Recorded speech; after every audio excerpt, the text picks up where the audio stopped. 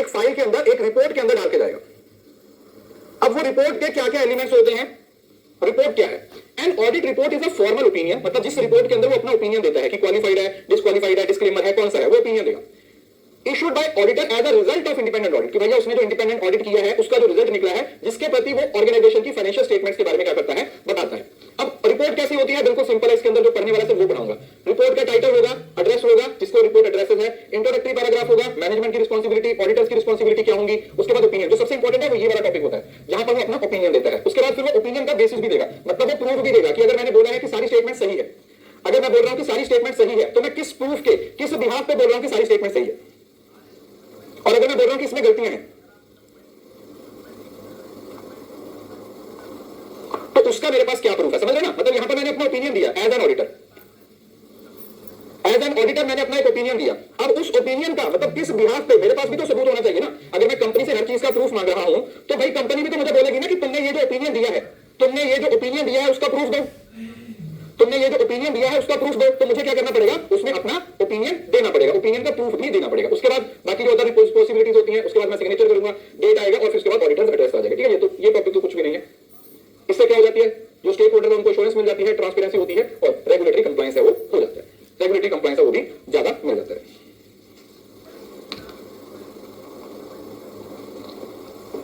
ये तो कुछ नहीं है रिपोर्ट में कुछ नहीं है। रिपोर्ट में सिर्फ आपको ओपिनियन की टाइप्स को याद रखना है।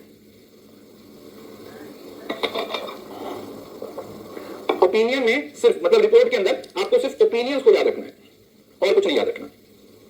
ठीक है, उसके बाद आता है कुछ छोटी छोटी ऑडिट। अभी ये मैं आपको पढ़ा चुका हूं कॉस्ट ऑडिट, फिर भी आपको एक बार ओवरव्यू दे देता हूं। कॉस्ट ऑडिट का मतलब क्या हुआ, examination of cost records and accounts to ensure accuracy and compliance with cost accounting standards. मतलब अपनी कॉस्टिंग की बुक्स को, अपने कॉस्टिंग के रिकॉर्ड्स को चेक करना, ताकि जो कॉस्ट अकाउंटिंग के स्टैंडर्ड्स है उसके साथ मीटअप किया जा सके। To verify the cost of production, operation and efficiency of cost control mechanism, क्योंकि कॉस्ट ऑडिट के बाद हमें यह पता चल जाता है कि हमें किस तरीके से कॉस्ट को कंट्रोल करना है। ठीक है, मतलब आपको कॉस्ट ऑडिट से ये आइडिया हो जाता है कि कहां पर आप वेस्टेज कर रहे हो, कहां पर आप चीजों को सही तरीके से नहीं चला रहे हो, तो आप उसको क्या कर देते हो, आप उसको कंट्रोल करने की कोशिश करते हो। ये सबसे बड़ा फायदा होता है कॉस्ट ऑडिट का। ऑब्जेक्टिव है कॉस्ट की एक्यूरेसी, दूसरा एफिशिएंसी, रेगुलेटरी कंप्लायंस और कॉस्ट रिडक्शन। तो मेन पर्पस होता है कि आप अपनी कॉस्ट को रिड्यूस करने की कोशिश करते हो। तो प्रोसेस क्या है, सेम वही, हर ऑडिट में सेम प्रोसेस होता है। पहले प्लान होता है, फिर एग्जीक्यूशन होता है, फिर जो एविडेंस कलेक्शन होता है, या फिर इंप्लीमेंटेशन की बात करते हैं, फिर क्या करोगे, इवैल्यूएशन करोगे और रिपोर्टिंग करोगे। ठीक है, ये आप पीडीएफ से पढ़ना होगा तो पढ़ लीजिए। बेनिफिट्स क्या है, कॉस्ट कंट्रोल कर पाओगे, एफिशिएंसी को इंप्रूव कर पाओगे, रेगुलेटरी कंप्लायंस है, डिसीजन मेकिंग। मतलब अब ये ना सब चीजें रिपीट हो रही हैं, जो मेन टॉपिक है वो आपका कवर हो चुका है। फिर भी कुछ रीसेंट ट्रेंड्स हैं ऑडिटिंग के अंदर, जिसमें आता है मैनेजमेंट ऑडिट। देखो ऑडिट का मीनिंग आपको पता चल गया। अब कुछ सोचो, ऑडिट का मीनिंग आपको पता चल गया।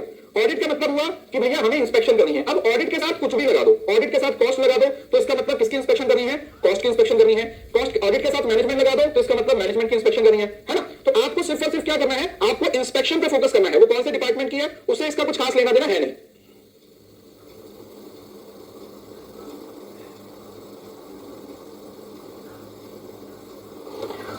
मैनेजमेंट ऑडिट का मतलब क्या हुआ, जो ऑर्गेनाइजेशन की मैनेजमेंट है वो कितने इफेक्टिव तरीके से और कितने एफिशिएंसी से काम कर रही है। वीडियो लाइक कर रहे हैं, एक सेकंड रिफ्रेश कर दे रहा हूं।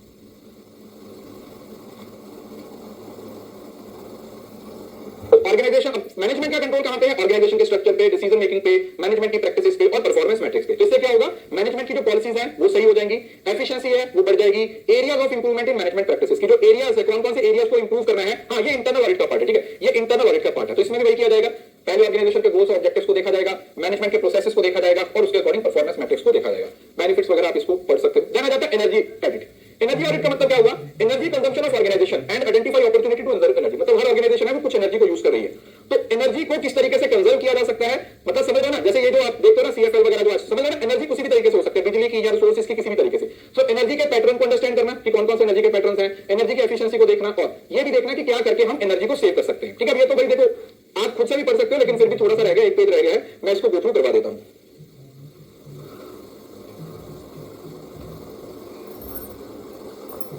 क्या है, जो एनर्जी की कंजम्पशन है उसको रिड्यूस करना, उसकी कॉस्ट को रिड्यूस करना, एनर्जी की एफिशिएंसी को बढ़ाना और सस्टेनेबल और जो एनवायरमेंटल के इंपैक्ट को क्या कर देना, रिड्यूस कर देना। इस पीडीएफ को अगर खुद भी पढ़ लोगे तो भी सब समझ आएगा, लेकिन स्टिल मैं एक बार गो थ्रू करवा देता हूं। सबसे पहले क्या करोगे, एनर्जी से रिलेटेड डेटा को कलेक्ट करोगे, उसके बाद जो जो आपकी फैसिलिटीज है, इक्विपमेंट्स को देखोगे, उसके बाद देखोगे कि ऐसा क्या किया जा सकता है जिसके थ्रू आप एनर्जी को रिड्यूस कर सकते हो, एनर्जी को क्या कर सकते हो, रिड्यूस कर सकते हो। उसके बाद एनवायरमेंटल ऑडिट, आप अपनी तरफ से पढ़ लीजिएगा। सिस्टम ऑडिट में पढ़ा देता हूं। To evaluate the effectiveness effectiveness, efficiency and security of organisations, information system and IT structure. तो यहां पर हम क्या करते हैं, हम आईटी स्ट्रक्चर की बात करते हैं। शुरुआत में पढ़ी थी ना, तो ये वही है। इसके अंदर IT governance, data integrity, system security और आईटी परफॉर्मेंस की बात की जाती है, ताकि सारा आईटी का सिस्टम है वो सही तरीके से काम करे। और जाना जाता है सेफ्टी ऑडिट। सेफ्टी ऑडिट का मतलब है वर्क प्लेस में सारी चीजें सही तरीके से चले, सेफ्टी रेगुलेशन की बात करनी है, इफेक्टिवनेस की बात करनी है, ठीक है, दैट्स इट। इससे ज्यादा डिटेल में जाने की जरूरत नहीं है, क्योंकि ये तो नाम से ही क्लियर हो रहा है।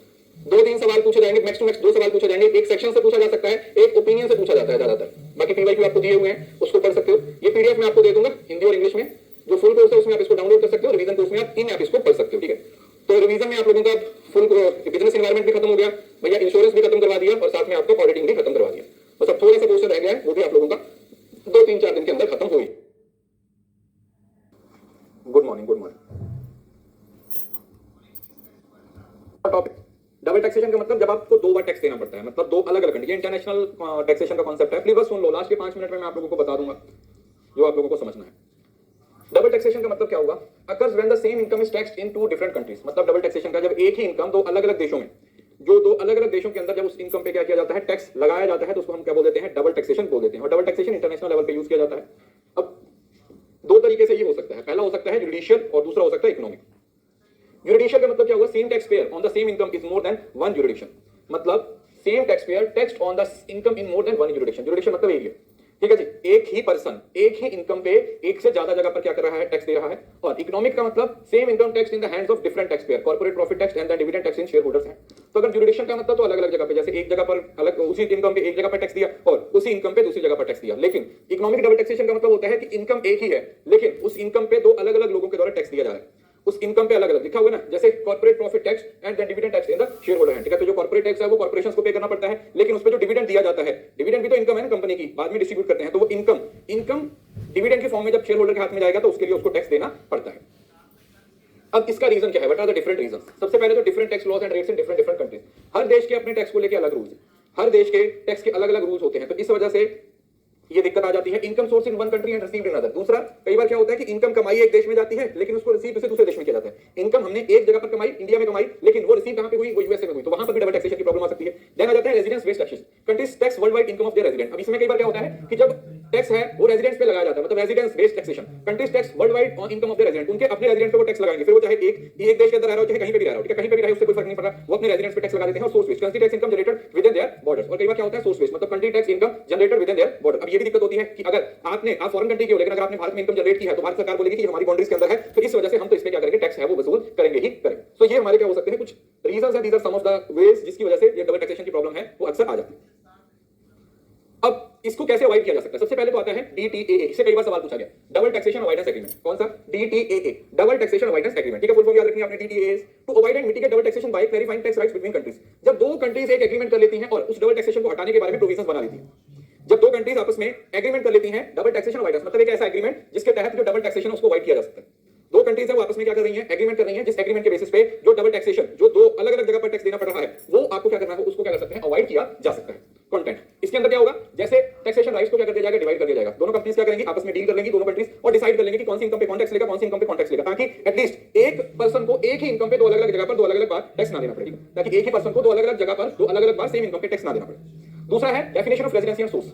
अभी रेजिडेंसी और सोर्स मैंने आपको बता दिया। रेजिडेंसी का मतलब क्या हुआ कि भाई एक देश बोलता है कि हम तो अपने रेजिडेंस से टैक्स लेंगे ही लेंगे, वो अमेरिका में इनकम जनरेट कर रहा है तो उससे भी लेंगे अगर वो इंडिया का रेजिडेंट है। और दूसरा सोर्स है। सोर्स के इसमें क्या बोलता है, देश बोलता है कि अगर तुम फॉरेनर भी हो, अगर तुमने वो इनकम भारत के अंदर कमाई है, अगर वो तुमने इनकम भारत के अंदर कमाई है तो हम तो उस पर टैक्स लेंगे ही लेंगे। दूसरा, कुछ मेथड्स बनाए जा सकते हैं जिसके थ्रू इस डबल टैक्सेशन को क्या किया जा सकता है, रिमूव किया जा सकता है। Okay, then provision for exchanging of information and mutual agreement procedure. दोनों देशों के बीच में इंफॉर्मेशन को शेयर करके या म्यूचुअल एग्रीमेंट प्रोसीजर्स को क्या किया जा सकता है, यूज किया जा सकता है दोनों देशों के बीच। ओके, अब कॉमन मेथड्स कौन-कौन से हो सकते हैं इसके लिए, जैसे सबसे पहला हुआ exemption method. Income tax only one country exempted in other. सबसे बेसिक मेथड होता है एग्जम्प्टेड। 2 देश आपस में डील करेंगे और एक देश बोलेगा कि भाई इस इनकम पे अगर उसने भारत के एक देश के अंदर टैक्स पे कर दिया तो दूसरे देश के अंदर उस पे वो टैक्स पे नहीं करेगा। अगर उसने मतलब लिखा हुआ ना income tax only one country, एक देश के अंदर टैक्स लगेगा, दूसरे देश में क्या हो जाएगा, एग्जाम्प्ट हो जाएगा। दूसरे देश में टैक्स देने की जरूरत नहीं है, एक देश में टैक्स दो, दूसरा एग्जाम्प्ट हो जाएगा। दूसरा आ जाता है credit method. Tax paid in source countries credit against the tax payable in the residence country. तो आपने अगर एक जगह पर टैक्स पे कर दिया तो उसको क्या कर दिया जाएगा, आपके अकाउंट में क्रेडिट कर दिया जाएगा, तो दूसरी जगह पर आपका टैक्स कम हो जाएगा। ये नॉर्मली कैसे होता है, जैसे आप एडवांस टैक्स पे कर देते हो या आप जैसे टीडीएस डिडक्ट कर देते हो, तो उसके अंदर क्या होता है कि उसके अंदर वो पैसा आपके अकाउंट में क्रेडिट होता है, तो जो आपकी एक्चुअल टैक्स लायबिलिटी होती है उसमें से वो सारा पैसा डिडक्ट हो जाता है जो आप लोगों ने ऑलरेडी पे कर दिया। ठीक है, एडवांस टैक्स में यही होता है ना। एडवांस टैक्स में क्या होता है कि आप सेम ईयर के अंदर टैक्स पे कर दे रहे हो, आप क्या कर दे रहे हो, आप सेम ईयर के अंदर टैक्स पे कर दे रहे हो और जब आपका एक्चुअल टैक्स आएगा तो उससे वो पैसा डिडक्ट हो जाएगा जो आपने एडवांस में पे किया। देन आ जाता है deduction method, tax deduct foreign tax paid from their taxable income, tax payer deducts foreign tax paid from their taxable income. तो इसमें हो सकता है डिडक्शन कि अगर वो फॉरेन कंट्री के अंदर कोई टैक्स पे करके आया है तो इंडिया के अंदर वो उस टैक्स को क्या कर देगा, उसके टैक्स को डिडक्ट कर दिया जाएगा उसकी इनकम से या उसके जो भी टैक्स पेमेंट है। ठीक है, तो तीन मेथड हो सकते हैं। एग्जम्पशन में तो एक कंट्री में पे किया, दूसरे में खत्म। क्रेडिट के अंदर आप पे करके आए हो लेकिन उसका आपको सोर्स कंट्री हो जाएगी, source country is credited against the tax payable in the resident country. और देन आ जाता है डिडक्शन मेथड, जहां पर क्या कर दिया जाता है, आप टैक्स को पे कर दे रहे हो लेकिन उस टैक्स की आपको अपने देश के अंदर डिडक्शन मिल रही है। उस केस में आपको अपने देश में अंदर उसकी क्या मिल जा रही है, डिडक्शन मिल जा रही है। ये होते हैं DTAA। ठीक है, DTAA। दूसरे नंबर पे आता है हमारे पास यूनिलेटरल रिलीफ। यूनिलेटरल, यूनि का मतलब होता है one, domestic provision in country tax laws to provide relief to foreign tax paid. Domestic provisions in a countries tax law to provide relief for foreign tax paid.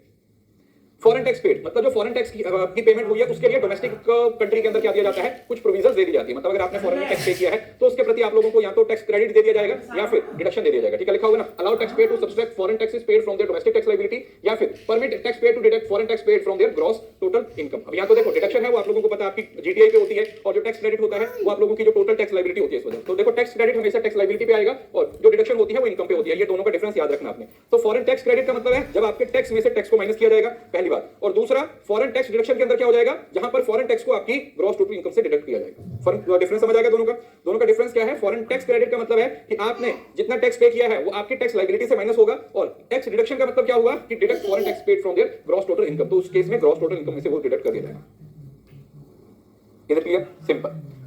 Practical application, tax resident certificate issued by tax authority to establish residency and claim treaty benefits. इसके अंदर tax residency जो residency certificates बनाए जाते हैं, और एक होता है APA, advance pricing agreement, agreement between tax payer and tax authority on transfer pricing method for future transaction. तो ये ट्रांसफर प्राइसिंग में भी पढ़ाऊंगा, जहां पर एक आपकी कंट्री कंपनी का एक बंदा अगर फॉरेन में जा रहा है तो जो वहां पर एक्सपेंसेस किए जा रहे हैं वो ट्रांसफर प्राइसिंग, मतलब उसके लिए जो आपको पेमेंट करनी पड़ रही है उसको बोलते हैं ट्रांसफर प्राइसिंग। ठीक है, ये आ जाएगा यहाँ।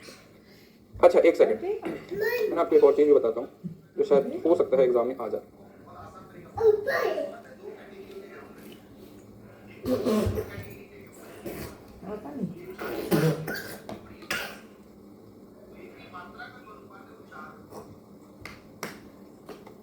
एक सेकंड, एक 90 कर लीजिएगा, कई बार सेक्शंस पूछ लेते हैं इस टॉपिक से। तो एक सेक्शन 90 में आएगा और एक 91 में आएगा। तो उसके बाद आता है transfer pricing. What is the meaning of transfer pricing? अभी आपको थोड़ी देर पहले बताया, the pricing of goods service and intangible between related parties, parent and subsidiary company. एक कंपनी पेरेंट है और एक सब्सिडरी है। तो जब पेरेंट कंपनी गुड्स सर्विसेज या फिर जो भी इंटेंजिबल होते हैं उसको ट्रांसफर करते हैं सब्सिडरी में, तो उनको कुछ प्राइसिंग पे करनी पड़ती है या उसका जो भी प्राइस होता है। ठीक है, सब्सिडरी और जो दूसरा आप लोगों का। हाँ, 90 है वो DTA में आता है, DTA में आता है, और 91 है जहां पर DTA अप्लाई नहीं होता। ठीक है, so pricing of goods services and intangibles between related parties, for example parent and subsidiary companies. तो वहां पर जो pricing, in short transactions are conducted at arm's length, that price that would be charged between unrelated parties. तो माना जाता है कि यहां पर आर्म लेंथ का मतलब क्या होता है कि उतनी ही प्राइसिंग, उतना ही प्राइस चार्ज किया जाएगा अगर वो किसी अनरिलेटेड पार्टी के साथ किया जाता है। समझ रहे हो ना? जैसे आपने पेरेंट्स सब्सिडरी से पेरेंट के अंदर कुछ ट्रांसफर किया तो उसकी उतनी ही प्राइसिंग होगी अगर वही चीज, वही एसेट, वही प्राइस, वही गुड्स आप किसी अनरिलेटेड पार्टीज को ट्रांसफर करते हैं। इसको बोलते हैं that arms length, that price that would B charge between unrelated parties. मतलब एक तरीके से सब्जेक्टिव अप्रोच ना अपना के ऑब्जेक्टिव अप्रोच होना चाहिए कि अगर ये इतना प्राइस हमें पे करना पड़ता अगर ये हमारी सब्सिडरी नहीं होती कोई थर्ड पार्टी, ये हमारी सब्सिडरी ना होकर कोई थर्ड पार्टी होती। ओके जी, importance prevent tax avoidance through manipulation of prices in intercompany transactions. तो इसके अंदर क्या होता है कि आप अंदर कुछ ट्रांसफर कर रहे हो तो वहां पर प्राइसिंग को ऊपर नीचे करके आप टैक्स का बेनिफिट ले लेते हो। दूसरा, fair allocation of income and expenses among countries and reduce the risk of double taxation on the same income. एक तो डबल टैक्सेशन बच जाएगा, दूसरा फेयर व्यू है वो आप लोगों के पास रहेगा, और दूसरा कोई भी कंपनी गलत तरीके से प्राइसेस को घटा बढ़ा के टैक्स का अनएडवांटेज या फिर डिसएडवांटेज ना क्रिएट कर दे, या वो टैक्स के जो अवॉइडेंस के जो रूल्स होते हैं या स्कोप होता है उसका फायदा ना दे। आर्म्स लेंथ का मतलब क्या हुआ बेटा कि भाई हम अपनी जो सब्सिडरी है उसको भी उसी तरीके से ट्रीट करेंगे जिस तरीके से कोई थर्ड पार्टी रहेगी। क्लियर है? सो इसका मतलब fair allocation of income and expenses among countries. आप ऐसा समझ लीजिए, जैसे देखो ये है ए कंपनी, ठीक है जी, ये है पेरेंट कंपनी। पेरेंट मतलब होल्डिंग कंपनी एक तरीके से, ये इसकी सब्सिडरी कंपनी है। कौन?